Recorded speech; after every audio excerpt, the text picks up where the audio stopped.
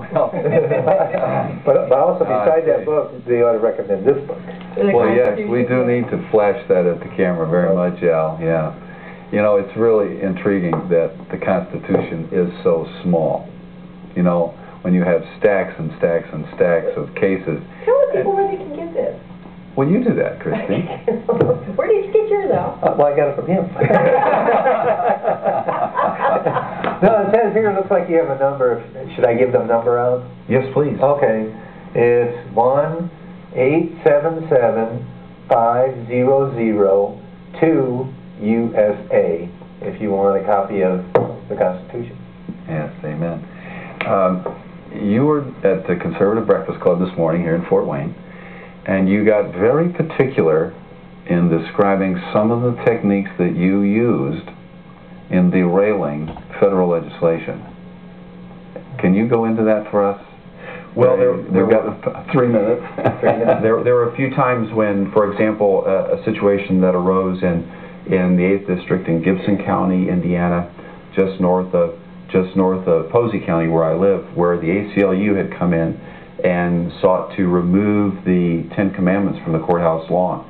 I introduced legislation during the appropriations process that said no funds can be used to enforce the order of the court regarding the removal of the 10 Commandments, simply because the court does not have the constitutional authority to execute the provisions of their orders. Only the executive branch does, and the executive branch cannot do anything unless Congress funds it. And so there are means within the constitutional framework of our government whereby the legislature can check the federal courts. Now, some people would say there's no check on the federal courts, but the Constitution is full of checks, legislative and executive checks on the judicial branch, and we need to use them. Yeah. Exactly. Exactly. Yeah. Now, therein, you see, lies the difference between the politician and the statesman. and the statesman. Yes. Yes. So is there a way to get rid of Roe versus Wade? Well, you know, what we want to be talking about here is activism in our community and in our congressional districts. So, you know, us folks that are sitting here on this panel and you folks that are out there in the community that are listening to us, did you just hear the technique? Is your legislator not influenced by your phone calls, your emails, your letters? Why can't we encourage them? Don't fund this. Amen? I mean, that's really what you're suggesting to us.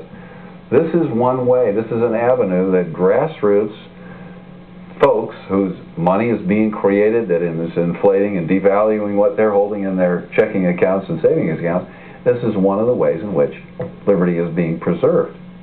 And we thank you very much for those contributions during your years in Congress. I just pray that more men will stand.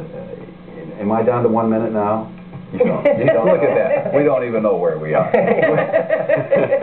We're stuck here on the ground, I can tell you. At least for the time being. John, would you close us out with a last comment or a remark?